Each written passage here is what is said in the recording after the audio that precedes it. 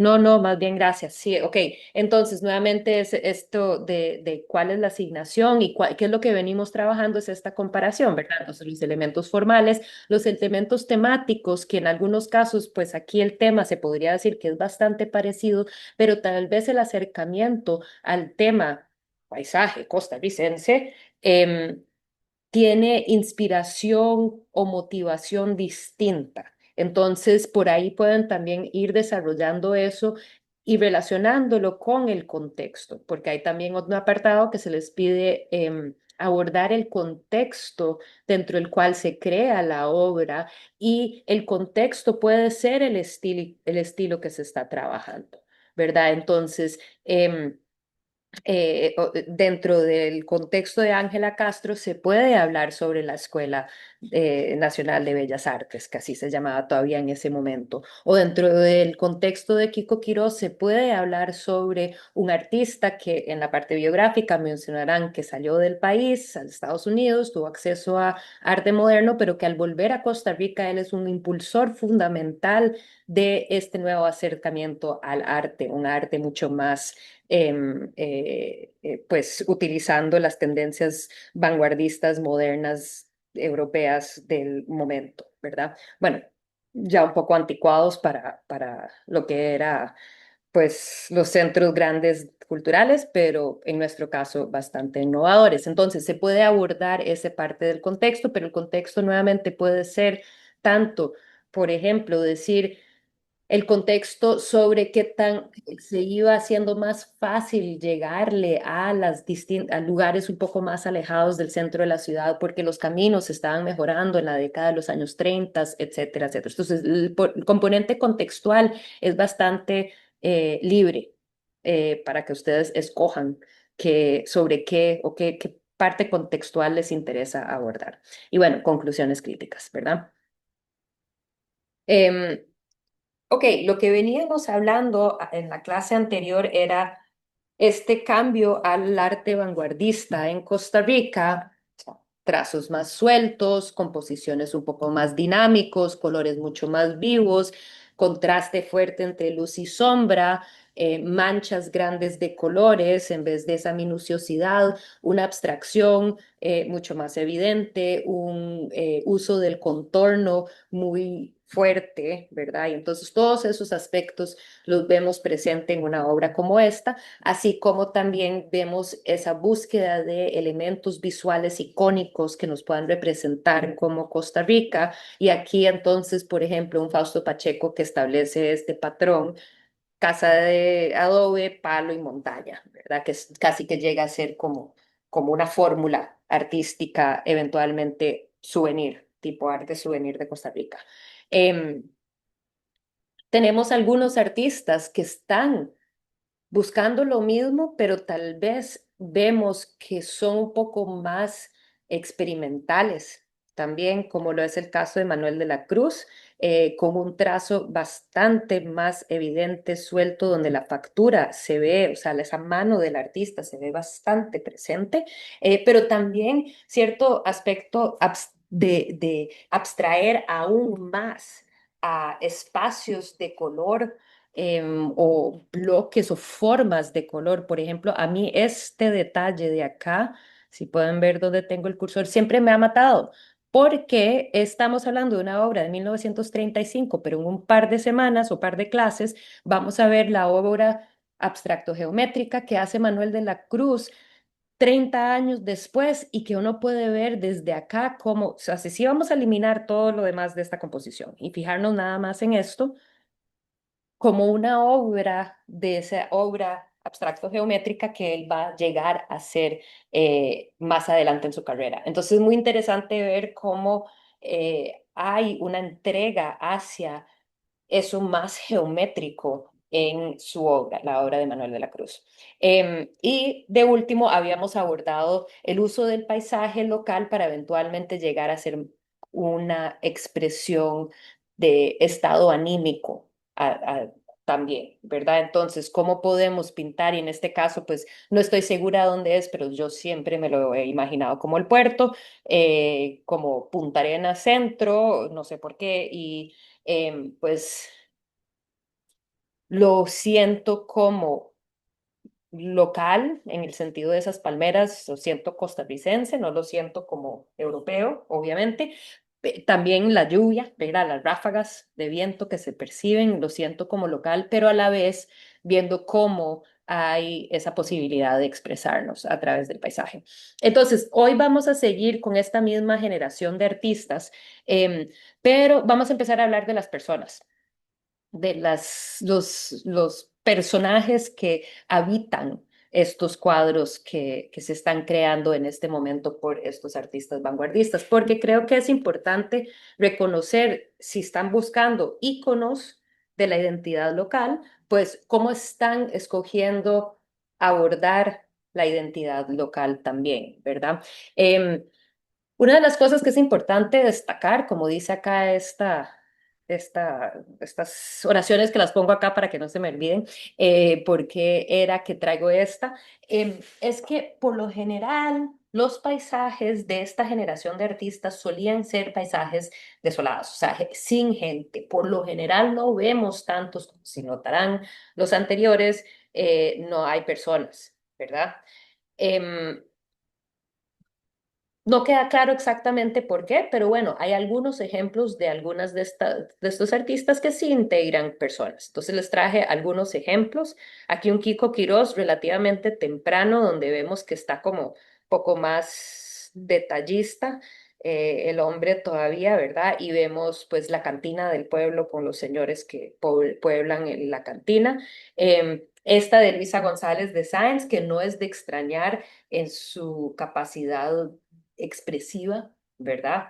Esas líneas ondulantes, genera un cierto desasosiego en ese transitar de esa mujer que está muy solita en la calle. O sea, si esa imagen la vemos sin la figura, claro, nos representa Escazú, el pueblo de Escazú, pero al momento de integrar la figura, de repente se convierte en como que una búsqueda tal vez distinta de qué será lo que me está tratando de representar, así como yo lo siento también muy fuertemente en esta obra de Manuel de la Cruz, em, que es sumamente plana. A mí nuevamente me encanta por lo plano y abstraído que es.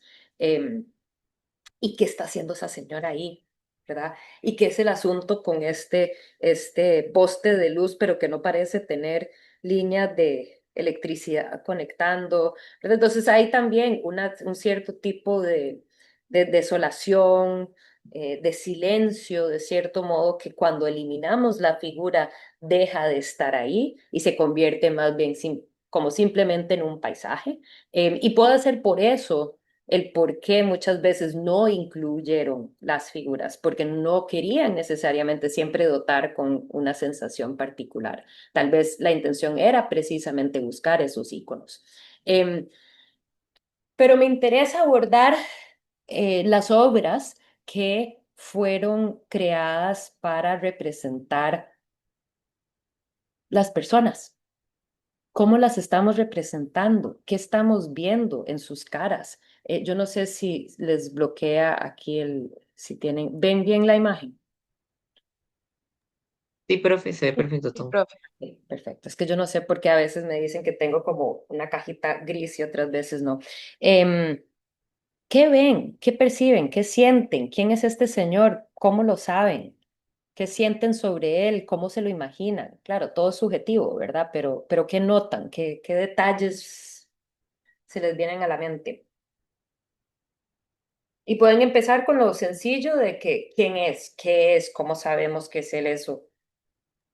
Profe, yo tal vez lo primero que agregaría es que aunque sí veo como ciertos aspectos como de fisionomía, así como muy particulares, como las proporciones del cuerpo, sí me siguen dando esa impresión como un poquito ahí como de cercanía, como tal vez con algún canon, la contextura de los brazos, el cuerpo, o sea, yo sé que posiblemente están intentando representar a Sí, alguien del claro. campo, un hombre del campo y así, pero me cuesta mucho visualizar que esa corporalidad responda a una visión exacta del sujeto, digamos, del sujeto que pudo ser representado. Bueno, me encanta el comentario, porque qué interesante. O sea, honestamente, la figura está parada casi en una forma de contraposto, ¿verdad? Un tipo tirando a una forma que suele ser restringida a alguien que viene a representar, pues, una figura importante o imponente de la historia del arte, ¿verdad? Y aquí, pues, sabemos que lo que busca es precisamente, pues, representar a alguien de cierto modo de la vida cotidiana, ¿verdad? De la persona común y corriente de Costa Rica. Pero lo interesante es que todavía hay como, y especialmente pensando un Francisco Zúñiga, que ahora más adelante veremos un poco más sobre cómo pues aprende de su padre que tiene un verdadero dominio sobre la anatomía, sobre esas proporciones. Entonces sí, se alinea totalmente y eso es importante porque vamos a ver ahorita cómo hay un quiebre con esa proporcionalidad que todavía lo sentimos acá. Pero más allá de eso, ok, entonces la corporalidad en sí tiene una presencia física bastante, no sé, casi que diría fuerte. ¿Qué más?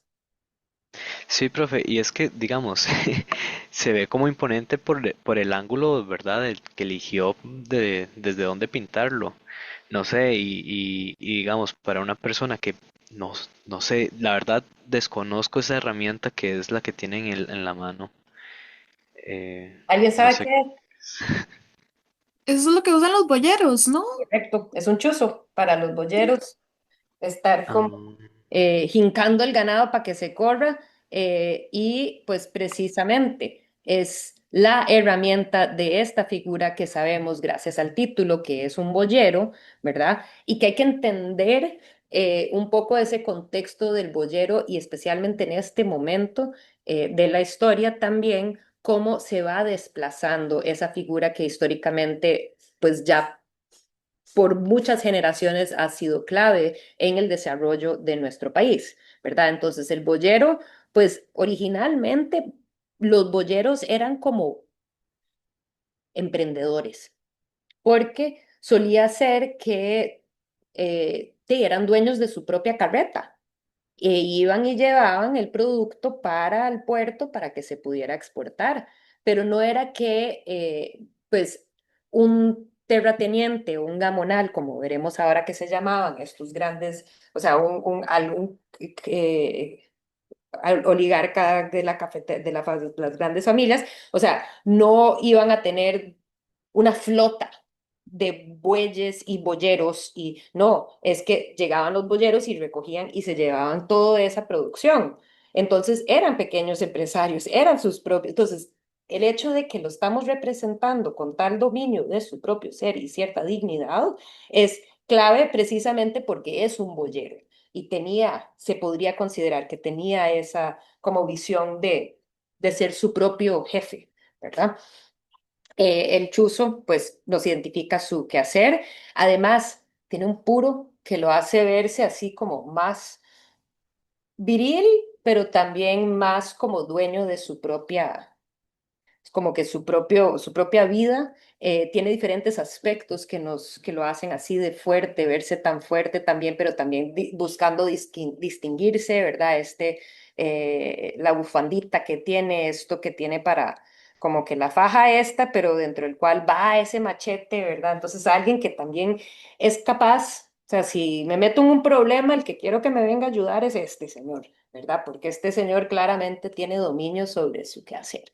Em, pero, como dijo Yamil, además hay herramientas que usa el artista para generar esa noción de que estamos viendo una figura o una persona con bastante dignidad, ¿verdad? Que es el hecho que lo estamos viendo de abajo, ¿verdad? Algo que, pues, los líderes políticos desde el siglo XX han sabido esto, ¿verdad? Se sabe que Hitler siempre le pedía que los camarógrafos le tomaran desde abajo para que él se viera más grande y en general vemos y proyectan. Si vemos desde abajo, somos nosotros desde el ángulo de un niño, entonces somos inferiores, entonces estamos mirando hacia arriba, hacia alguien que en este caso se está, o sea, de cierto modo están reivindicando a ese rol, a esa figura del boyero. Sí, deme un segundito, Daniel. ¿Qué pasó? Alex. Daniel, adelante. Sí, profe, de hecho, ahorita justamente pensando un poco en la fecha, me parece muy interesante porque al menos en una primera impresión, ahorita como que usted está diciendo esto, yo decía como, bueno, justamente no sé si esta imagen va como con esta idea del labriego sencillo, ¿verdad? O sea, que hasta tiene como un, no sé si diría como muy pacífico, de la Costa Rica pacífica, ¿verdad? Que tiene como como un tono de ese tipo, ¿verdad? Como un matiz de ese tipo.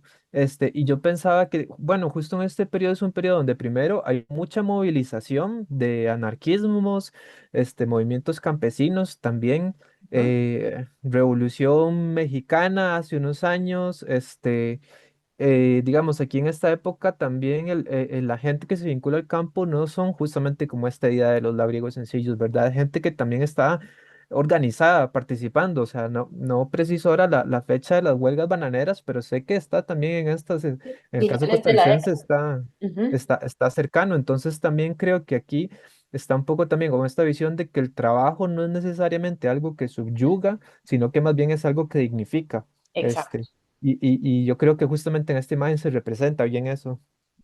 Total, y creo que, o sea, no es algo que, o tal vez se le ha criticado a estos pintores de esta generación de no hacerlo más, pero creo que sí está ahí presente esa reivindicación de, del pueblo, ¿verdad? O como que del labriego sencillo, que en este caso, pues precisamente está diciendo que no es necesariamente sencillo, ¿verdad? Entonces hay esa reivindicación de aquella figura que, por ejemplo, en las historias costumbristas había quedado como una figura que se mantiene en ese mundo de choteo, ¿verdad? Como que no es muy capaz necesariamente, o sea, hay como en las historias de Aquileo J. Echeverría o Magón de Cambio de Siglo, que lo veo un poco más como que menos, como más, no quiero decir como atontadito, pero más o menos, mientras que esta generación los quiere dignificar, ¿verdad? Y vemos libros como entre, pues, este grupo de círculo de amigos de arte, libros como Mamita Yunay,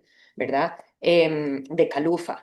De Carlos Luis Fallas, que es parte de todo este mundo, que hay ese querer dignificar a la persona sencilla y poner a esa persona en un pedestal.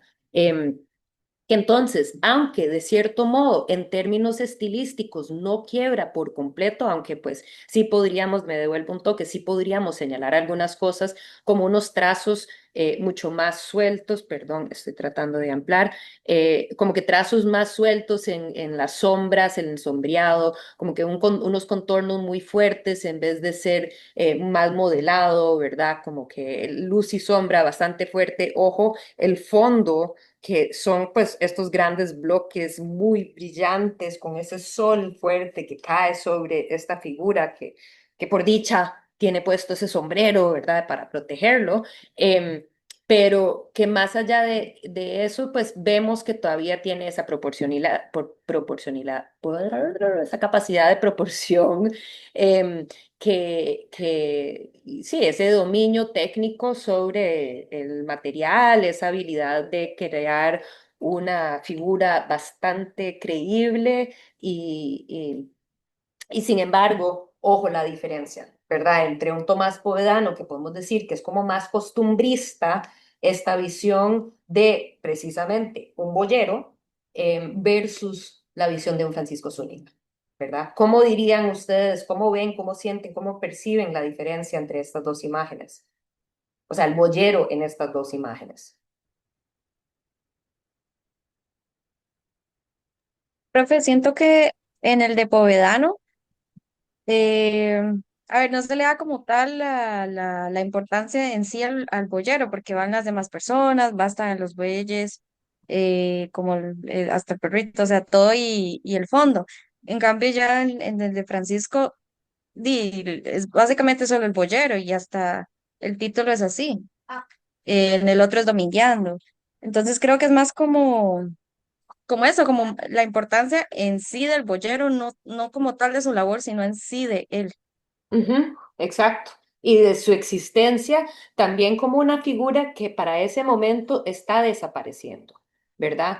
Entonces, creo que eso es parte o sea, para este momento, definitivamente para los años 70, si veremos obras de escultores, por ejemplo, de los años 70, en donde ya el campesinado del todo desaparece, pero para este momento lo que está desapareciendo es un poco esas figuras.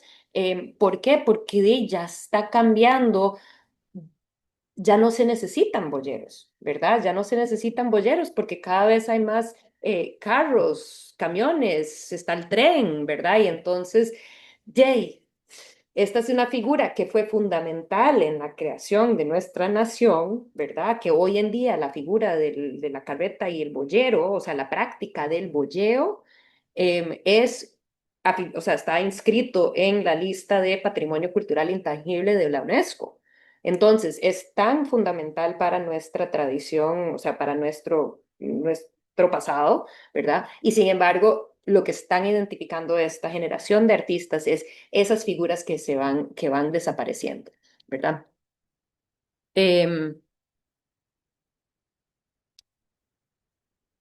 Entra en crisis la figura del campesinado. Supongo que es eso a lo que vas. Ay, perdón. En el chat. Sí, sí, profe, es que digamos ahí, creo que es como por ahí de los 70, 77 por ahí, que ya como que a nivel nacional hay un proceso muy grande de descampesinización. Ujú, Entonces también pienso que en cierto modo, pues, pictóricamente se responde un poco a eso, ¿verdad? Incluso a nivel político, creo que después se retoma con Luis Alberto Monge la idea de volver a la tierra, ujú. pero tal vez durante buena parte de como entre los 50 y por ahí, el campesino sí deja de ser como una figura muy central del discurso político. Sí, porque vamos hacia lo moderno, ¿verdad? Y aún en este periodo vamos hacia el moderno. Y sin embargo, pues igual es el campesino o las personas así más sencillas, Milo, no haga eso, se va, you paint the wall. Ay, yo ensuciarle, salga por la puerta. Em, Perdón, hay pues otros acercamientos a la figura del campesinado como es este de Manuel de la Cruz González, em, quien esta obra me encanta también. Hay varias cosas que a mí me llaman la atención, pero primero me gustaría escucharles a ustedes. ¿Qué son cosas que notan, sienten, perciben, denotan, señalan, cosas que llaman la atención? A mí me gusta mucho la exaltación de las extremidades. ¿Ok? Rompe mucho el estándar el canon físico y más bien lo que hace es como resaltar tanto los pies como los brazos, no sé. Me Total. llama mucho la atención. Y eso es algo que se está dando a nivel latinoamericano. Solo les traigo un ejemplo, pero Cándido Portinari, por ejemplo, en Brasil, es uno de los muchos artistas que vienen trabajando con estas figuras desproporcionales en las extremidades y que hacen en el contexto latinoamericano especialmente relación a la clase trabajadora, a esas personas que trabajan con las manos, con los pies, ¿verdad? Esa relación también que tenemos con el trabajo de la tierra, que es algo que nos distingue de los europeos, ¿verdad? Nosotros en este contexto latinoamericano hay mayor arraigo a la naturaleza, a la tierra, al trabajo con la tierra, ¿verdad? Y entonces, de cierto modo, esas extremidades exageradas hacen referencia a aquellos que usan esas extremidades, ¿verdad? Entonces, pues este es un solo ejemplo, pero habían muchos más para ver cómo lo que está haciendo Manuel de la Cruz y que nuevamente no sabemos exactamente cómo le llega él a eso, porque para estas alturas de su vida Manuel de la Cruz no había viajado, ¿verdad? Al que tenía tal vez como ejemplo de eso es Max Jiménez, que ahorita le voy a enseñar, lo salto. Aquí, ahí, ahí, ahí. Ejemplo de Max Jiménez, ¿verdad? Max Jiménez es uno de los artistas que sí había viajado a París, sí había estado entre artistas como Tarsila do Amaral de Brasil también, que hacía este tipo de exageraciones proporcionales de cuerpos. Y aquí vemos que estamos hablando de también artista que no tiene miedo de hacer esas exageraciones. Em, pero más allá de eso, es interesante porque se alinea con algo que se viene dando a nivel latinoamericano para reivindicar al trabajador, ¿verdad? Desde una perspectiva que también es, pues, a mano derecha, la imagen es mucho más eh, crítica, ¿verdad? De la situación. Aquí es este trabajador ante un cafetal de un tamaño como apocalíptico, grandísimo, y que pues se han cortado todos los árboles, o sea, el nivel de deforestación es bastante evidente, ¿verdad? Entonces, a mano derecha es mucho más crítico, pero a la vez, pues vemos ese querer elevar el estatus de la persona trabajadora común en Costa Rica y elevarla de tal manera que sea no necesariamente como lo que estamos viendo a mano derecha, para que sea una denuncia, sino un simple y sencillamente como elogiar lo que somos, esas personas que forjan el país y que pues en este caso, no sé, cositas que notan, que quisieran señalar de la imagen.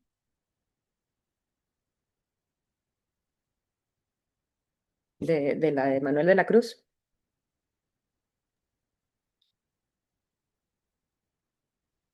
Profe, me Tal parece vez. muy curioso, ay, bueno, Adelante. voy a hacerlo rapidito, me parece muy curioso que como que la mujer sale como muy acaparando como mucho espacio, así con los brazos abiertos, como recostándose a la puerta, supongo que es eso.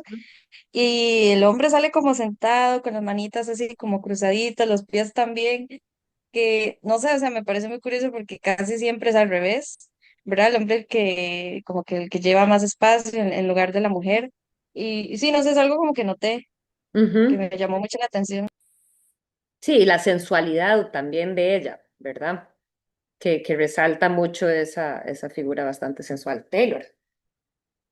Sí, yo lo que iba a decir era que me llama la atención un poco el trabajo de estilización en el rostro, que esos como esas cambios de luz como tan bruscos, tan rectos, que me recuerda hasta un poco como al cubismo inclusive, Total. me parece interesante.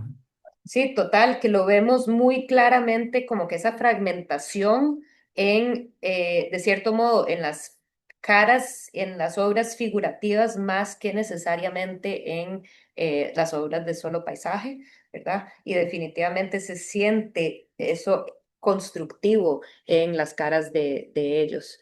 Em, a mí cositas que me encantan de la pieza es, por ejemplo, y que lo siento muy propio en Costa Rica, en Costa Rica todo el mundo tiene su matita enfrente de la casa, ¿verdad? Entonces, como que la casa con su cruz que los identifica como, pues, en este caso, católicos, porque pues no había tanto cristianos, diferentes tipos de cristianos en ese momento, pero católicos, con la matita y el perrito, pero además el perrito con collar, que es todo lindo, hecho de pelotitas, ¿verdad? Y entonces eso me encanta, porque siento que es otra manera de dignificar a estas personas. O sea, pueda que sean personas humildes con una casa piso de tierra, porque como vemos es piso de tierra y que vive descalza esta gente. Y imagínense quiénes están viendo estos cuadros y a dónde. Este tipo de cuadros se está exhibiendo en las exposiciones anuales en el Teatro Nacional y va a ser principalmente una élite que está llegando a ver esta obra, pero ¿quiénes están viendo? No están viendo a ellos mismos retratados en estos cuadros, sino que a esta gente, piso y tierra, ¿verdad? Y sin embargo, piso y tierra y todo, pero tienen sus matitas, tienen la casa limpia, o sea, se ven limpios, tienen el perrito con el collar, todo lindo, entonces es un poco esa dignidad y esa humildad, pero respeto, y como que Costa Rica, yo siempre en el pasado por lo menos percibía que la manera de ser era como una humildad, pero todos somos humildes, pero a la vez somos personas con dignidad, ¿verdad? Y a todos se les trata con respeto y a todos se les trata bien. Wendy. A mí me llama un poco la atención como los colores, que siento que, o sea, como que el entorno no está, es como un poco oscuro, este, pero ellos como que traen luz como al lugar, digamos, como que siento como que, no sé, como que o sea, como que la impresión que me da a mí es como que la alegría de ellos ilumina el lugar, Ujú. este, como por el uso de los colores y la iluminación y demás. Sí, porque les pega, o sea, la luz cae encima de ellos, un poco como en los cuadros barrocos que la luz cae encima de Jesús, pero de una forma de que parece ser natural, pero de repente está como todo iluminado, ¿verdad? Y entonces es como parecido, tenemos aquí nuestros nuevos santos de devoción de la época, todos iluminados, pero creo que también, ojo, el nivel de experimentación plástica que está haciendo Manuel de la Cruz acá, porque tiene colores complementarios, ¿verdad? Estamos hablando del azul y el anaranjado, opuestos en la rueda del color, que hacen que estalle esos elementos, o sea, que genera visualmente ese contraste fuerte que genera, como que energiza la composición, ¿verdad? Pero, y él lo tenía súper claro, que está escogiendo. ¿Qué hubiera pasado si usa, por ejemplo, ella un vestido verde? Pues no hubiera sido la misma cosa, ¿verdad? Em, Aquí un poco nuevamente esta visión de diferencia en si pensamos o comparamos esta figura de mujer y este hombre con estos. O sea, el hombre está un poco machugado, siento yo, tal vez es parte de la crítica que esté, o yo lo percibo siempre un poquito mayugadito, pero un poco ella como también dueña de su propio ser, un poco, em, no tan súbdita, perdón. Y bueno, otro ejemplo que les había enseñado la obra de Max Jiménez, esta es una obra que también es interesante, ganó el segundo lugar el año que fue presentada en las exposiciones en el Teatro Nacional, y es como también para acordarnos que tenemos afrodescendientes en nuestro país. En este caso se llama la obra Negros de Limón o Venta de Negros, y lo que principalmente se asume de quiénes son esta pareja era una pareja de personas que provenían de Limón en su momento, pero que tenían una verdulería en San José Centro, y entonces que posiblemente retrataba par, a esa pareja que tenía esa venta de verduras y frutas. Pero lo que vemos es nuevamente esta desproporcionalidad de los cuerpos, unas pinceladas bastante, en este caso, a ver, controladas, se puede decir, si notamos qué tan parejas son las pinceladas del artista.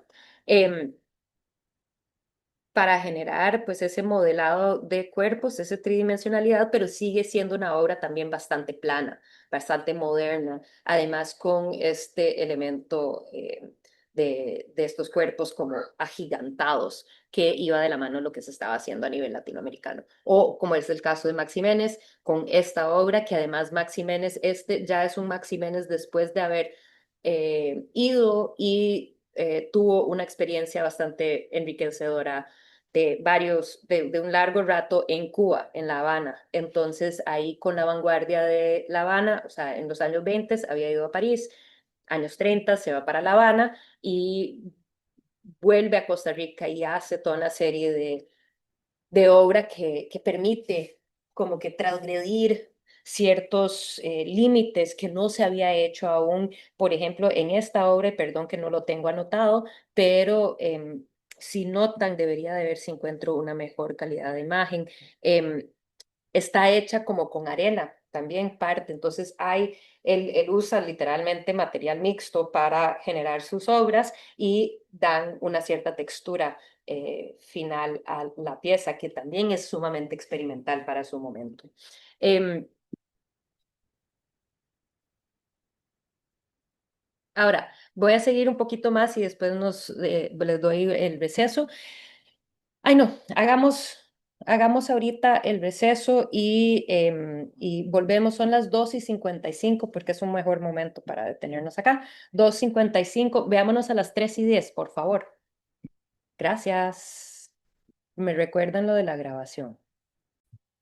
Ok, entonces, aquí en este momento quisiera seguir pensando en este labriego sencillo, ¿verdad? De nuestro himno y esa búsqueda de, bueno, cuál es y cómo se ve hoy en día, en ese momento, el hoy en día de ese momento, esa figura, pero también para este ejemplo que les voy a dar, quisiera que también consideremos el contexto del arte latinoamericano modernista generalmente en este momento. Estamos hablando de los años 30, auge del muralismo mexicano, o sea, el muralismo mexicano, estamos hablando de la década de los años 20 que surge, pero ya para los años 30 es una cosa como casi ubicua en el contexto del arte moderno de Latinoamérica, siendo pues obviamente México el referente principal, pero en muchos países se empieza a dar también el muralismo. Con este eh, componente, se podría decir, de realismo social, ¿verdad? Con esa pues, búsqueda de reivindicar a las figuras normales, comunes, desde esa perspectiva de la Revolución Mexicana, pero que a nivel internacional pues se va a usar como esta herramienta casi que intentando ser política en algunos lugares más, en otros menos, ¿verdad? En Costa Rica, pues en esta década de los años 30 solo tenemos un ejemplo de un mural que se pintó. Frente al Teatro Nacional está lo que se conoce como las arcadas. Sigue estando ahí parte de eso, de esa estructura que es como a un costado también de el Gran Hotel Costa Rica, ¿verdad? Entonces tenés esa plaza y ahí era este espacio donde alquilaba el Círculo de Amigos de Arte para sus reuniones. Entonces tenían esta sala para reunirse y contratan a Manuel de la Cruz, quien es esta figura del centro, a pintar este mural. Entonces Manuel de la Cruz, pues ¿cuál es la propuesta que él trae? Pues básicamente es una representación de los diferentes zonas de Costa Rica y pinta este mural.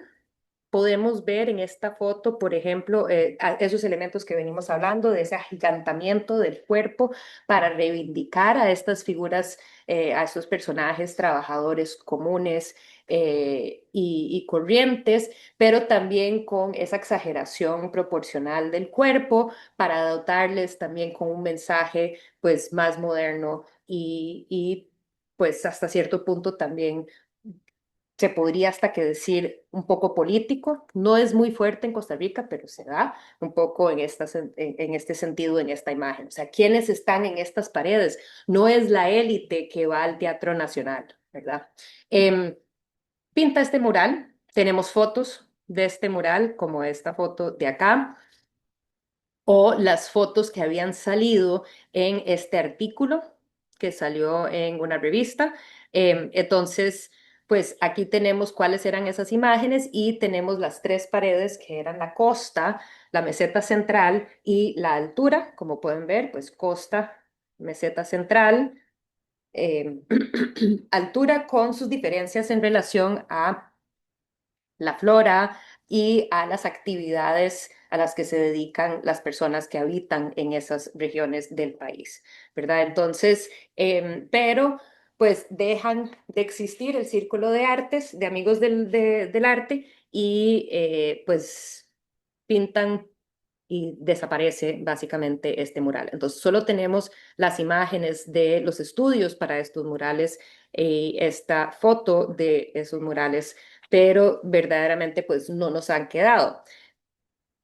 A lo que voy es con este boceto, por ejemplo, que es parte de o sea, es un boceto que es este elemento central de la composición de la meseta central, nos damos cuenta de a quiénes le estamos brindando un homenaje con esta imagen. No es necesariamente al indígena subyugado, que suele ser la imagen utilizada o sea, la referencia en contextos de los murales o aún ese mestizo, ¿verdad? Ese producto del mestizaje, esa persona subyugada. En este caso no es necesariamente una persona subyugada, son personas trabajadoras, ¿verdad? Esa es la imagen que emana de estas, o sea, este es un boceto sencillo y sin embargo la fuerza de esta figura es también como de cierto modo trascendental en el sentido de su, pues es sólido el triángulo composicional escogido para la disposición de este cuerpo que hace que esa fuerza es una fuerza que de cierto modo emana de la tierra misma y es sólida, ¿verdad? Y sobre ese cimiento es que se basa esta sociedad, sobre ese trabajo, sobre ese esfuerzo. Pensemos los triángulos del Renacimiento dedicados a escenas de la Virgen y el Niño, ¿verdad? Y ese tipo de cosas, pero en este caso es sobre ese esfuerzo del trabajador, que se distingue bastante del ejemplo que les traigo, que claro, es una exageración opuesta, pero esta imagen de Diego Rivera para el Palacio de Cortés en Cuernavaca, que nos enseña una historia bastante distinta, ¿verdad?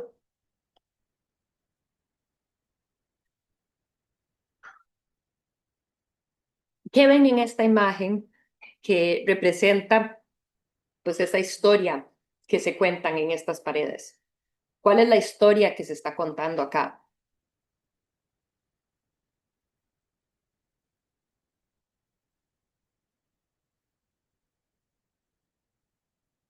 No todos al mismo momento, me están abrumando. Profe, perdón. Yo lo que noto es, ¿será la época de colonización? Como ¿cómo se llama? La esclavitud de españoles a los pueblos indígenas. Ujú. Sistema de la encomienda, digamos, porque no podían ser esclavos técnicamente. Bueno, ajá, pero sí, sí, digamos, la opresión a manos de españoles. Completamente, entonces vemos esa opresión. Daniel. Sí, bueno, tal vez las cosas que yo noto, primero así como muy, bueno, el tema de que están trabajando la caña, ¿verdad? Es caña. Y también, digamos, me parece que tal vez puede ser una pintura en la que coinciden diferentes temporalidades, porque por un lado hay personas que están representadas como estereotípicamente eran retratados los indígenas, ¿verdad? Así como por la vestimenta, pero por otro lado también hay otros trabajadores que más bien a mí me parece que podrían responder a dinámicas más de trabajo forzado, ¿verdad? Que hay que recordar que acá había una legislación para obligar a la gente a trabajar en ciertos escenarios. Entonces también pienso que podría ir algo por ahí, también un poco como ese tipo de representación.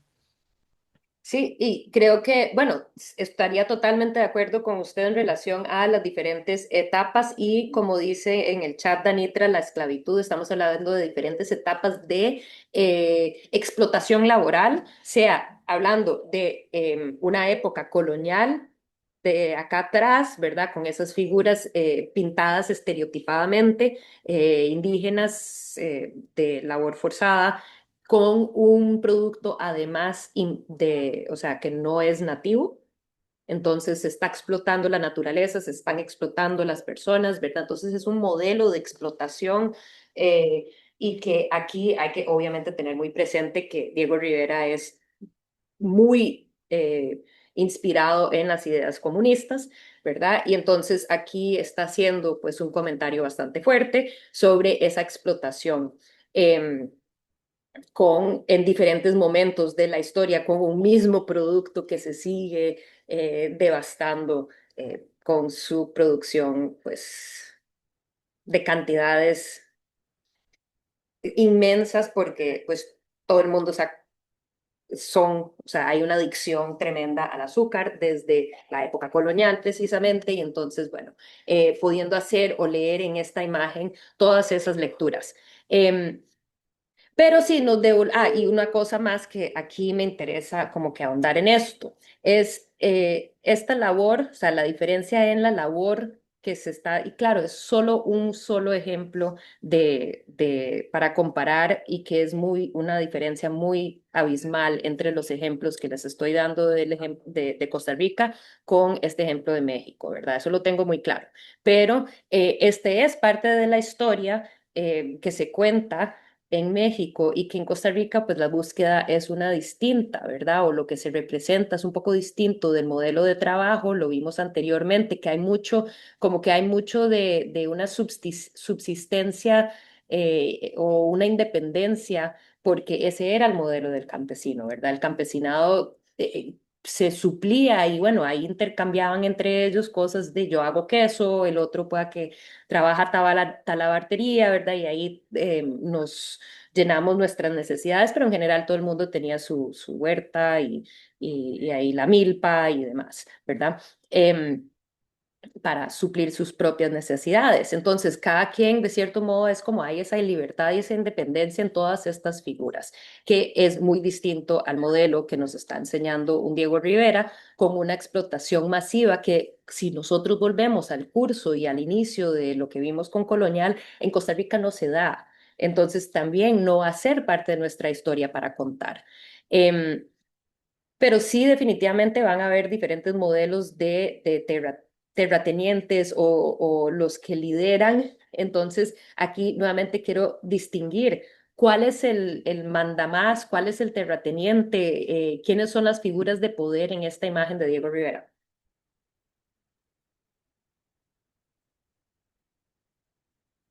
¿Quién es el dueño de ese cañal y de toda esa producción que está sucediendo ahí? El que está acostado ahí relajándose y siendo servido. Burgueses vagabundos, ¿eh? Oligarcas vagabundos. Exacto, o sea, el que está echado en una hamaca atrás, al fondo, sin hacer nada, tiene su mandamás acá, ¿verdad? Pero que es una figura que, pues, obviamente tiene sus facciones más tirando hacia lo blanco, y este es mucho más de facciones aún más blancas y echado, ¿verdad? Y vestido como que con sus botas de andar, pero en la finca, pero tampoco, y con su ropa de lino muy distinto a cómo están vestidos los otros, que son los que imponen orden, ¿verdad? Que estos claramente son parte de esta jerarquía social. Eh, en Costa Rica, pues hemos de notar un poco más un interés en señalar una, una realidad social distinta. Em, el boyero como es emprendedor, esos campesinos como emprendedores, el lechero como emprendedor, que vimos esa obra anterior. Pero también, pues hay que tomar en cuenta que obviamente en Costa Rica existen relaciones jerárquicas sociales. Entonces está la figura también del gamonal representado por esta generación de artistas. Está Luisa González de Sáenz que pinta el gamonal. ¿Alguien sabe qué es el gamonal? ¿Qué significa el gamonal? En el contexto costarricense, el gamonal, en esta época que estamos hablando, era el, como el terrateniente, ¿verdad? El que tenía la gran, el cafetal, ¿verdad? El dueño del gran cafetal, eran los como miembros de esta oligarquía cafetalera, pero que eso también se estaba desmoronando un poquito porque cada vez más se va como que centralizando en cafetaleros cada vez más grandes, como que el modelo deja de ser pequeños cafetaleros que venden y que todos pueden exportar a modelos un poco más pues cada vez se amplía más, que un solo dueño tenía más propiedad y más cafetal y tal. Pero bueno, el gamonal es esta figura también dentro de la sociedad del cual o al cual se depende también, ¿verdad? Dentro de su propia comunidad. Entonces, esta es una obra que a mí me encanta. Es una obra que podríamos decir que es básicamente desaparecida porque fue comprada por la empresa IBM de las computadoras en los años, en el año 40. Este cuadro se había ido a Estados Unidos a exhibir en una exposición, pues transnacional de arte latinoamericano en Nueva York y se compra ¿verdad? Por parte de la empresa y de ahí pues básicamente quedó perdida, pero por dicha tenemos la imagen. A mí me parece una obra que en sí encapsula mucho el espíritu que están tratando tal vez de rescatar o de señalar o decir que es un poco lo que se vive en Costa Rica. Entonces, ¿qué ven, qué leen, qué perciben, qué notan en esta imagen? ¿Qué les llama la atención?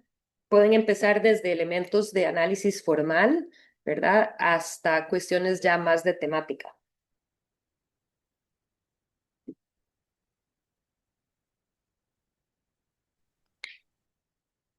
A mí me llama mucho la atención el juego de colores entre los dos personajes.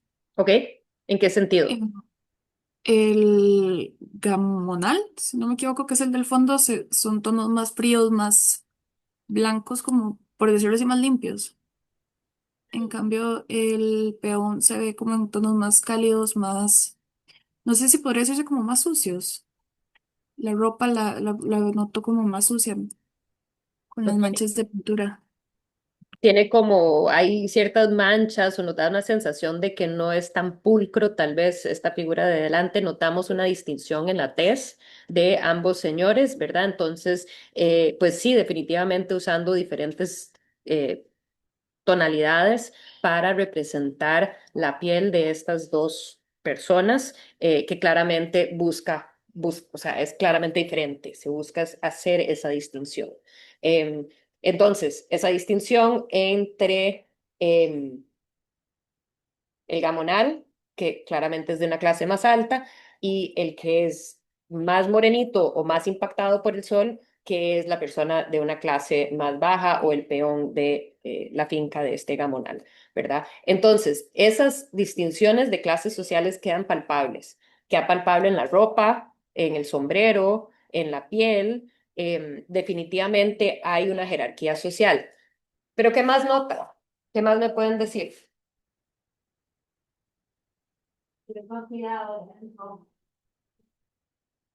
Perdón.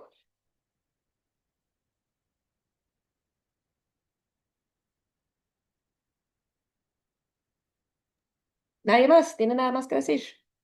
Bueno, a nivel técnico, el trabajo de mancha de color se nota mucho como en el rostro, el trabajo del rostro como con esos bloques de color como muy marcados entre los tonos más piel, los tonos más blancos, ¿verdad? Dejando ahí totalmente de lado la tradición académica, que es como todo muy difuminado, todo así muy esfumado. Aquí es como los bloques de color más marcados.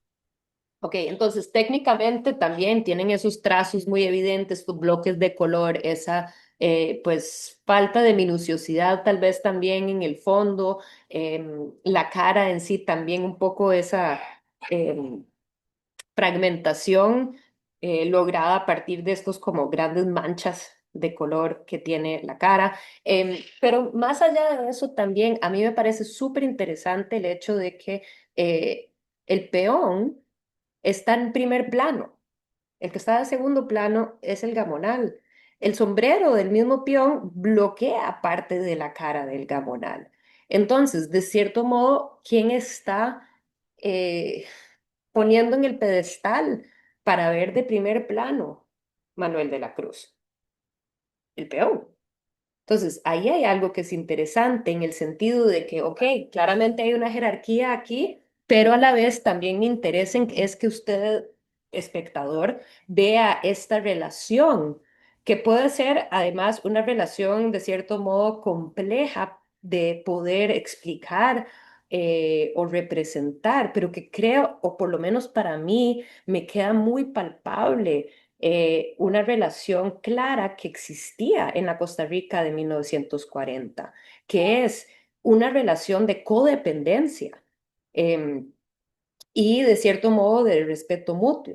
Aquí estamos sintiendo o percibiendo tal vez que esta figura del peón está muy cerca del gamonal y está apoyando, casi como si el gamonal tal vez no caminara bien y que le está apoyando, tal vez por ahí anda el asunto, o no queda exactamente claro qué es el asunto en términos de qué está pasando en el lenguaje corporal de estos dos señores, pero parece que hay un apoyo directo del gamonal sobre el peón, pero el peón nuevamente está de primer plano y ambos están mirando en la misma dirección, al mismo horizonte, ¿verdad? Entonces, los dos tienen fines similares y nuevamente retorno a esta noción de la codependencia que se vive.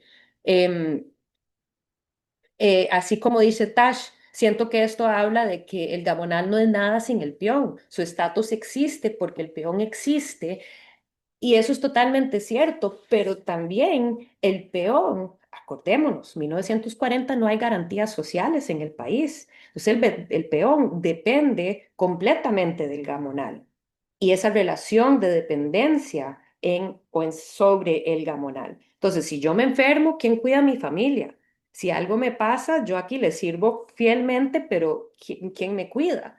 ¿Verdad? Y entonces, antes de haber garantías sociales, eso era una realidad y que eso se seguía viviendo, yo diría, aún en la generación anterior, ¿verdad? Y que hasta cierto punto uno podría decir que, o sea, cada vez menos, porque la carga social es tan elevada que el patrono no suele ser tan, eh, o sea, no va a apoyar aún más, pero es muy común saber que, por ejemplo, el patrono de alguien que trabaja por mucho tiempo en una familia se les paga para que puedan ir a una escuela privada a los hijos de las personas que trabajan en la casa o algo así. O sea, ese tipo de relaciones, aquí es un poco eso que de cierto modo, por un lado, el gamonal no es nadie sin el peón y no es nada y no logra nada sin el peón y sin ese apoyo directo del peón que tiene que mirar a ese mismo horizonte, tienen que los ambos ver al mismo destino final,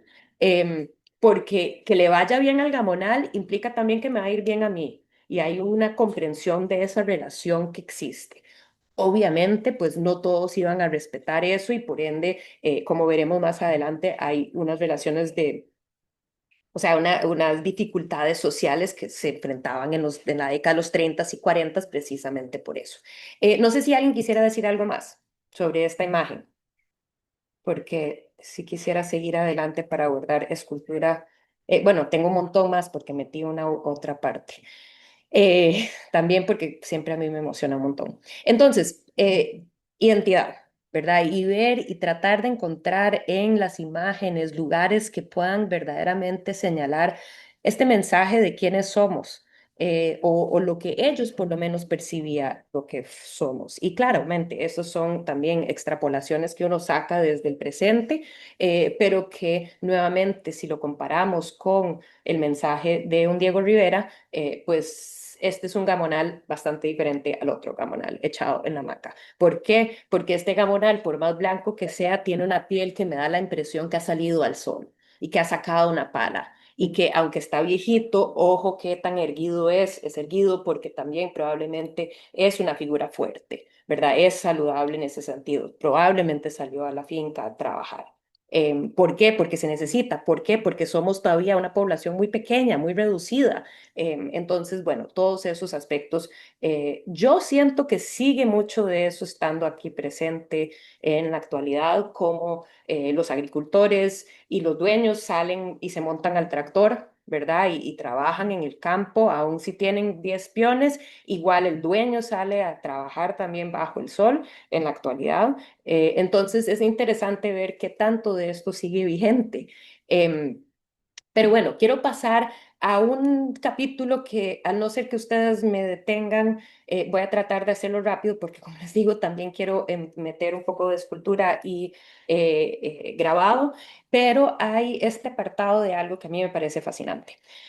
En el mismo contexto de que los artistas se están tirando hacia lo moderno, ¿verdad? En términos de técnica y de estilo, también las mujeres se están cada vez emancipando más. Entonces, podemos ver de la mano esta modernización que se está dando en el contexto urbano, en el contexto cultural, en el contexto también de las mujeres, ¿verdad? Entonces, acuérdense lo que habíamos hablado sobre las mujeres en relación a la escuela Nacional de Bellas Artes, ¿verdad? Que era como un tipo finishing school, como un lugar donde las señoritas bien podían ir a seguir estudiando algo. Una mujer que necesitaba trabajar podía ir a la escuela normal y convertirse en maestra. Y pues aparte de eso no había muchas oportunidades. necesariamente se les cerraban las puertas. O sea, es en este momento que las mujeres empiezan a verdaderamente a ponerse a la lucha de poder acudir a una enseñanza de medicina, de leyes, y eran estas mujeres súper fuertes que empiezan a luchar. ¿Qué es lo que vemos? Lo vemos también, por lo menos así lo percibo yo, en la representación de las mujeres en esta época. Estas son dos obras de Fausto Pacheco, ambas son retratos, pero ojo la diferencia en fecha. A mano izquierda, obviamente, mucho más académico, a mano derecha, pues mucho más audaz, ¿verdad? Y mucho más fuerte en el uso de colores, en las texturas, en, pues, aún, sí, digamos, la falta de fondo, lo plano que es, etcétera, ¿verdad? Entonces, vemos que en los retratos y en las representaciones vamos hacia una, pues, ejemplo más de esa soltura que se andaba buscando. Igual quería enseñarles Luisa González de Sáenz, dos autorretratos, también, ojo las fechas, 1931, 1933. A mano izquierda, todavía muy académico, y ya estando entre un círculo de artistas, por más pequeño que sea ese círculo, gente que se apoya, cómo podemos ver esa expresividad, ese poder lanzarse a hacer pues representaciones mucho más en el caso de Luisa González expresionistas, ¿verdad? Esa cara muy angular, ¿verdad? Esos fuertes contrastes de las luces y sombras que dan una sensación mucho más casi que cubista y constructiva. Pero también algo que me parece interesante es ver a las mujeres que representa, especialmente figuras canónicas como la es Yolanda Oriamuno, una mujer reconocida por su belleza, pero también escritora importante y una figura poco rebelde y difícil de encapsular en este momento. O sea, una mujer que no se acopla a las normas, por más bonita que sea, y que yo percibo que en las representaciones de ella uno siente esa rebeldía. Desde una obra como esta de Gonzalo Morales, que creo que uno de ustedes, uno de los grupos, si no dos, están trabajando con él, obviamente un artista más académico, o sea, de corte más académico, más naturalista, como es en este ejemplo, y sin embargo uno siente de ella una mujer que pues no es la misma que la hermana de Fausto Pacheco, ¿verdad? Paulina Pacheco. Aquí ella es como una mujercita que se acomoda a la norma, mientras que aquí siente uno un poco esa naturaleza más rebelde. Y una década después, a partir de ese lente de una Margarita Bertó, mujer artista, no tanto rebelde, pero sí, pues también como una figura importante dentro de la historia de arte que vamos a ver en la asignación que les dejo de la lección. Em, y pues, ¿qué vemos? Una mujer que está fumando un cigarro, ¿verdad? Una mujer que tiene un escote relativamente bajo y todo esto expuesto, ¿verdad? Pero que está cómoda en su propia piel. Entonces, pues la importancia de ver cómo esa mujer empieza a verse a partir o a través del arte. Y creo que el último ejemplo que les quería traer es esta. Eh, Esta es Emilia Prieto, que la volveremos a ver ahorita más adelante con el grabado. Y Emilia Prieto, pues fue una artista que fue maestra, o sea, de la escuela normal, se gradúa y también lleva clases, pero no le gustaron en la Escuela de Bellas Artes.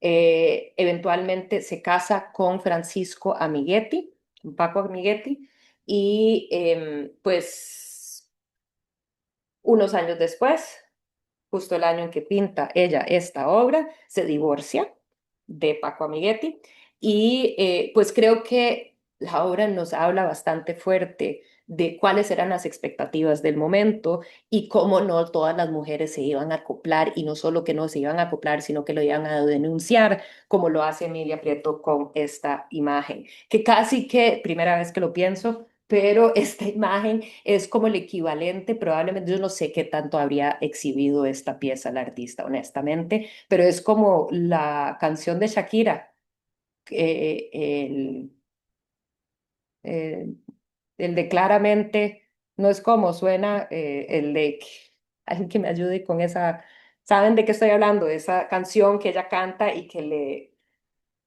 azota al marido de este Piqué. Todos saben de qué estoy hablando, ¿verdad? Decime que sí, alguien.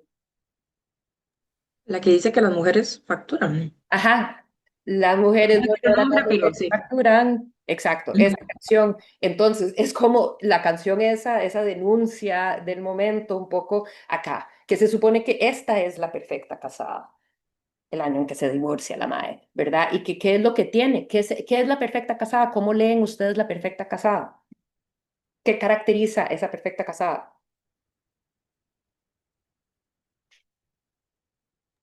Pues en esa época creo que estaba muy relacionado a esa mujer de la casa que se encarga de los niños, de las labores del hogar y todo eso.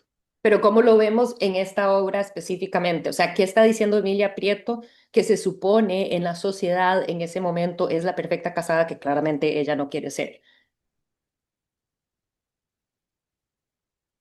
Bueno, Yo yo lo veo como en la ropa y como en los elementos que está sosteniendo en las manos, como el chayote y la flor, como esto de la mujer que tiene que ser quien cocina, como su postura, no llamar la atención, cosas así. Sí, o Puede que sea, perdón, perdón, adelante. la flor haga esta relación a que tiene que ser delicada, como es la apariencia de frágil. Que es frágil, delicada, se dedica a la cocina, la ropa que la hace así casi que desaparecer con ese fondo detrás, ¿verdad? Ella como que se asimila a su contexto, no sobresale. Elías, Sí, bueno, es bastante propio en el estilo de Emilia Prieto, pero igual el hecho de que los ojos los tenga totalmente negros me da la impresión como de no tener personalidad, ¿verdad? De no tener alma, de esa pérdida de la persona, ¿verdad? De que la mujer entonces ya deja de ser un individuo y se vuelve como la casada. exacto. O sea, no hay nada detrás de eso, es una máscara además con una sonrisa puesta y que detrás no hay nada, es un fondo vacío porque no creemos que moleste con sus ideas, qué pereza, mejor se queda calladita, más bonita, ¿verdad? Y entonces póngase esa careta, digamos, de sin molestar demasiado. Wendy. Yo no sé si tal vez estoy como exagerando, pero me parece, o sea, me parece muy llamativo que todo es azul y lo único que resalta es ella con tonos rojizos en la cabeza y que tiene un reflejo como de rojo en el vestido, que o sea, no sé, a mí me da como la impresión de sangre, no sé si estoy como exagerando o imaginándomelo, pero me parece muy curioso, digamos, como ese juego de rojos nada más. Sí, nunca lo había percibido antes, pero ahora que lo señalas, hay algo ahí bastante intenso con ese rojo en el regazo de ella, eh, que puede ser más allá, un mensaje más allá de su uso composicional, ¿verdad? Para balancear con el rojo que tiene arriba. Daniel. sí, yo un poco en la misma línea de Wayne, yo diría que la paleta de color eh, transmite como algo, no sé si siniestro, tal Ujú. vez, que va como por un lado también como sí, más que todo como siniestro, que también se vuelve como muy evidente como los altos contrastes que hay en ciertas partes, en esas manchas blancas, el tono verdoso, también colores como muy saturados, me da como esa impresión, definitivamente no se quería retratar, digamos, este día de la perfecta casada como algo deseable, agradable o Exacto. incluso cálido. Creo que Total. eso es como la conclusión que yo tengo. Totalmente. O sea, súper frío, sin alma, como dice en el chat Estefanía, ¿verdad? Ella parece que es una máscara, no existe. Y bueno, ahí están nuevamente los chayotes, en este caso un chayote, pero que a mí me hubiera encantado tener algún registro, alguien que hiciera una investigación sobre habrá significado el chayote específicamente en la década de los años 30. Vimos los chayotes en el museo. Y no sé si en este caso también, o sea, claro, uno ve el chayote y piensa cocina, claro, ¿verdad? Obvio. Mujer, cocina, tal, pero me pregunto si el chayote habrá tenido cierto significado, como por ejemplo, de cierto modo ha cobrado un cierto significado del arroz con pollo actualmente, ¿verdad? Y eso que se sacaba mucho durante la campaña electoral. Y entonces, en este caso, sí, tal vez el chayote tenía un significado que se nos ha perdido con el tiempo, no sé. Pero bueno, a mí me encantan los chayotes. Son también como muy de acá, ¿verdad? Entonces, pues no sé si también sería eso. Yamil. Profe, esto del chayote es súper, súper, súper personal, pero yo siempre he dicho que el chayote es muy, muy sin gracia, ¿verdad? Porque es pura agua. Mm. Y Bueno, entonces no. divertida. Entonces, de ahí, yo siento que, digamos, si fuera yo el que hubiera pintado eso, pondría un chayote ahí para decir como, mira, esto no, la verdad es que no tiene absolutamente nada de gracia, no, no me aporta nada, no, no sé, ¿verdad? Es tan insípida ella como el Es, chayote. exacto, exacto. Sí, nunca lo había leído así, me encanta. También que sí, que es como María, María. Yo creo que incluso pudo haber sido como un, porque bueno, no sé si en otros países tendrán chayote realmente, ahorita no se me viene a la mente, pero yo siento que el chayote es algo muy, muy tico, como Sí. está tal vez como muy vinculado como a lo rural, a lo cotidiano, entonces puede que haya tenido este sentido, este simbolismo relacionado que a la vida cotidiana, mucho a nuestra identidad, y puede que Ujú. vaya con una crítica social a esto que esté vinculado, bueno, en este caso de la obra de Emilia, que esté vinculado a estas papeles que tenía la mujer en esa época. Sí, y que vamos a ver que le va a dar fuerte en la silografía también. Aquí pusieron, era para tirárselo. No, ok, súper, gracias. No sé si es que el chayote es para que se lo tire la cara a Francisco Amiguetti, tal vez. Pero bueno, súper, sí, creo que esta es una obra que, como dicen, también bastante deprimente, obvio, pero que también es parte de las luchas que se tenían que dar para emanciparse las mujeres. O sea, las mujeres en esta época no tenían ni voto, no van a tener voto por más de 10 años, o sea, no va a ser hasta 1949 que las mujeres obtienen el voto entre los últimos países, sino el último país en Latinoamérica en que las mujeres obtuvieran el sufragio. ¿Verdad? Entonces, de ahí fueron luchas, ¿verdad? Y luchas que se dan desde diferentes ángulos, se puede decir. Ok, voy a pasar a abordar un poco escultura. Escultura ya lo empezamos a ver pues en el museo. Esta es una de las obras, si no me equivoco, que estaba en el museo, exhibido en el museo, si no me equivoco, o una muy parecida, creo que era un niño. Pero bueno, esta foto a mí me encanta porque es Manuel Zúñiga. Si se acuerdan, yo les hablé de Manuel Zúñiga en el museo, quien era uno de los principales, si no el más famoso de los imagineros de la década de los años 20, 30. Todo el mundo acudía a Manuel Zúñiga, él tenía su taller, como les dije, en Barrio Denta, ahí cerca de donde es la U, y toda la familia apoyaba a Manuel en su quehacer. Como vemos, la hija, y bueno, en este caso vemos a Francisco Zúñiga en el taller, pero no sé si será por hombre que se le permite o si era, pues sociológicamente él se sentía más libre para explorar, como tal vez las mujeres no podían sentirse tan libres. Y pues en este caso vemos que él está haciendo lo suyo. ¿Verdad? Está elaborando una escultura, otra que hubiera estado, es esta de acá atrás, que parece ser una chica como más mestiza, como más tirando a lo indígena. En este caso, pues creo que traje ejemplo de esta imagen. Bueno, ahorita quizás está más adelante, que es pues una escultura que quiebra con las normas, ¿verdad? Un poco. Y si ahí la traje, creo que sí la traje, pero ahorita no me acuerdo si la quité o no. Em, También como una expresión quizás un poco más polémica, como podríamos ver. Entonces, él es parte de este taller, este espacio también de libertad expresiva que permite el papá y que los otros compañeros escultores llegaban a la casa y tertuliaban sobre las posibilidades de la escultura en la época moderna.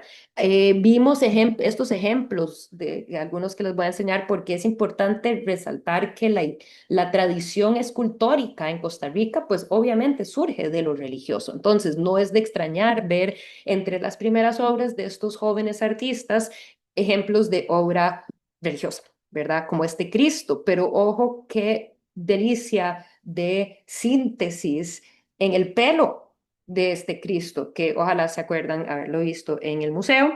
Em, o bueno, esa estilización en general de la cara, en donde casi que notamos una propia cruz en la cara de Cristo, ojo como cae la luz y las sombras que se generan, genera como una cruz, entonces casi que es un Cristo crucificado porque es el mismo y eso es gracias, creo que Elías había comentado esto en el museo, de una mayor atención a las características propias del material.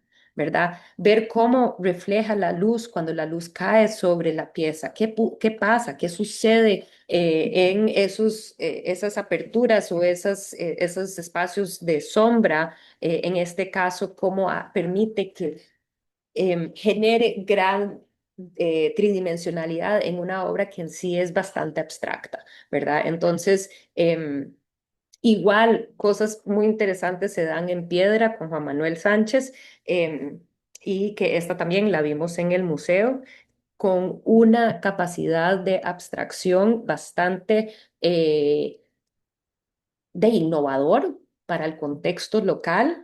A mí me remite mucho a Brancusi, ¿verdad? Y entonces qué interesante ver cómo los artistas están explorando aún estando dentro de una temática como más fácil o más digerible.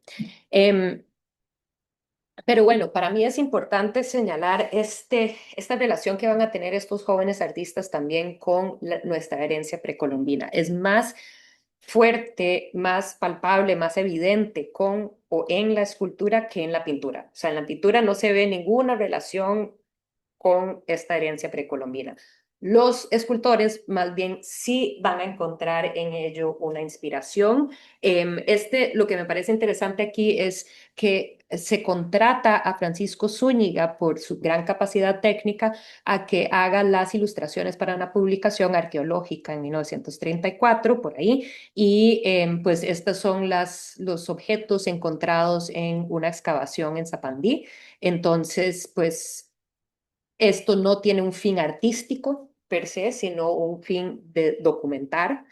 Eh, y sin embargo, pues claramente estamos hablando de un artista que va a tener cercanía pues va a estar observando muy de cerca esto que está ilustrando y de cómo no se va a fascinar, ¿verdad? Cómo no va a inspirarse en esta obra, desde la parte más abstracta hasta la representación, por ejemplo, de la animalística. Entonces, creo que aquí es importante ver estos ejemplos. Vimos algunos como estas piezas en el museo.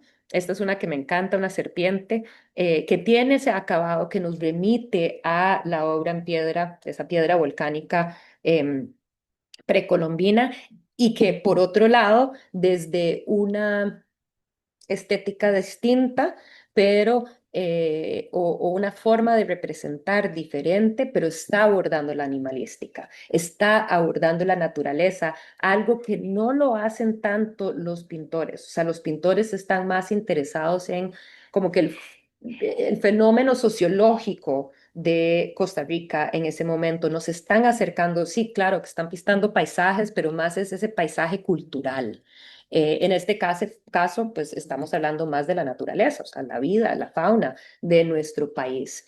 El gato, ¿verdad? Pero le pusieron el gato, pero yo lo veo un poco más como un tipo de felino, como un manigordo, algo así posiblemente, y que obviamente tiene esa cercanía a la sensación que nos da una de las esferas o los diferentes animales que están representados en los objetos exhibidos en ese momento en el Museo Nacional y que estos jóvenes artistas iban a conocer.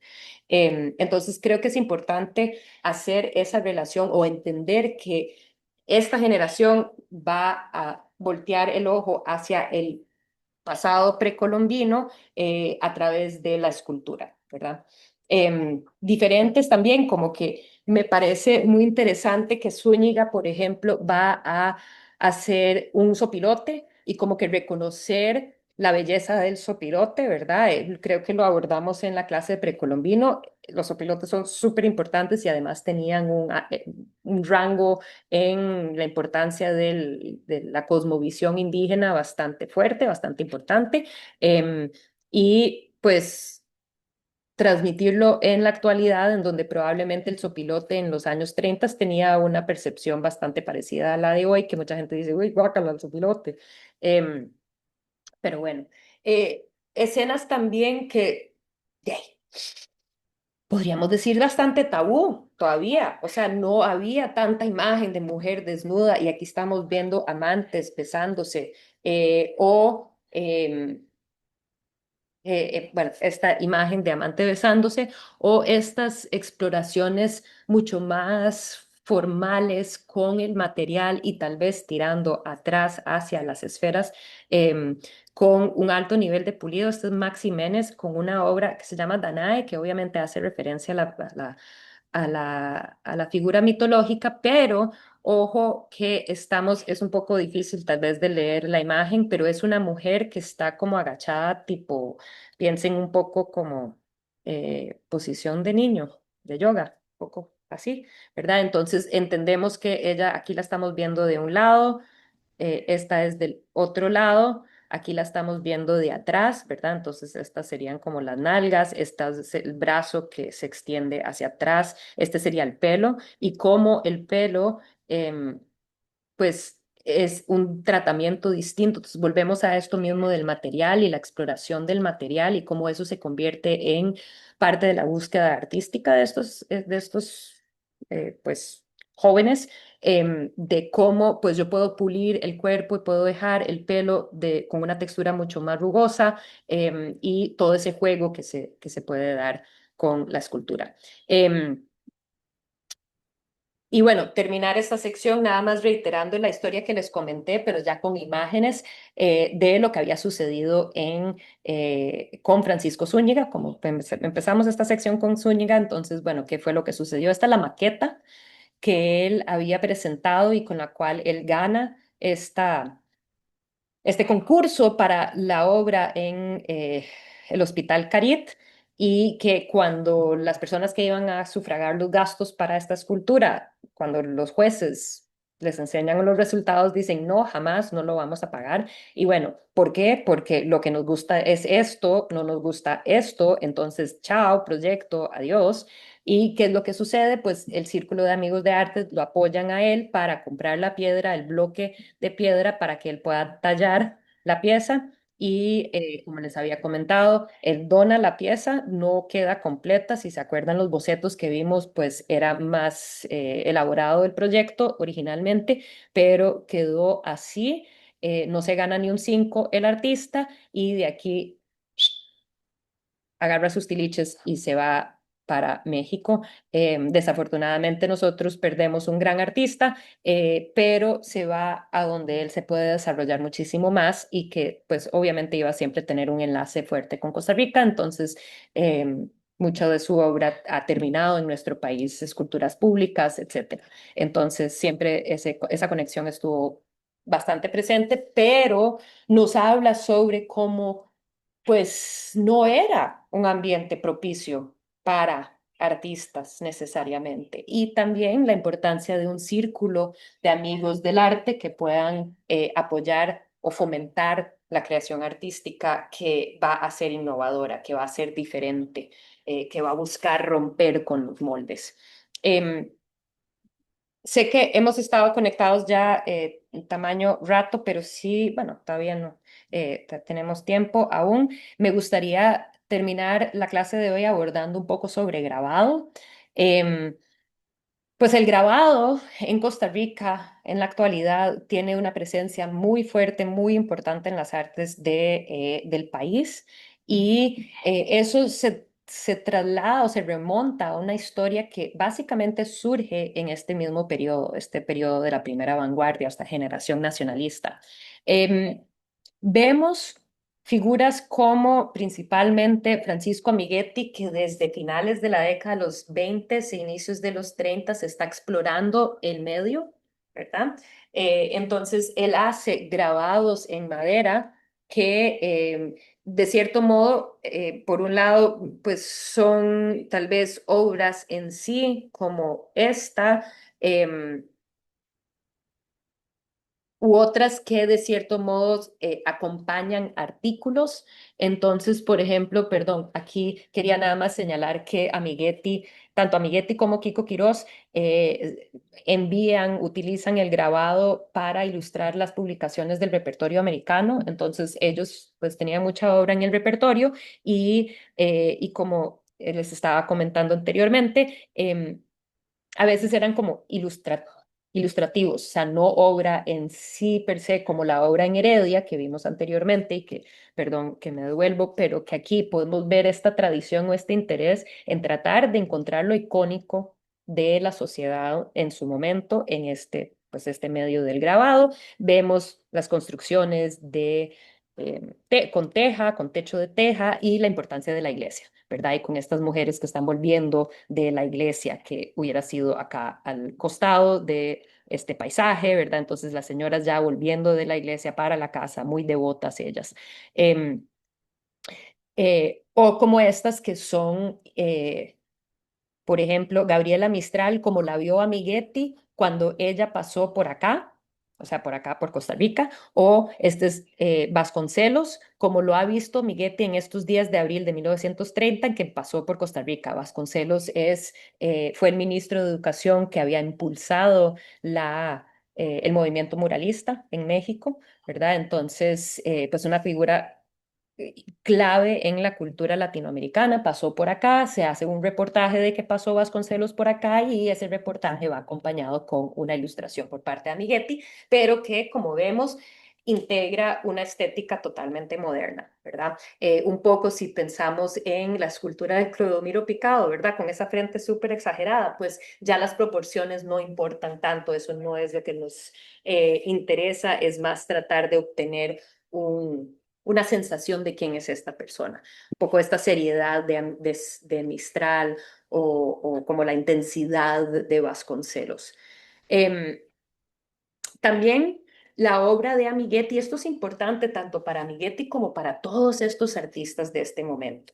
Son polifacéticos en el sentido que escriben texto, escriben poesía, algunos eran compositores, otros actuaban, ¿verdad? Entonces se solapan su creación artística en diferentes medios y entonces este ejemplo de Amiguetti, en donde la obra va acompañada del poema o el poema va acompañada de la obra y que no sé si alguien me hace el favor de leer el poema, por favor.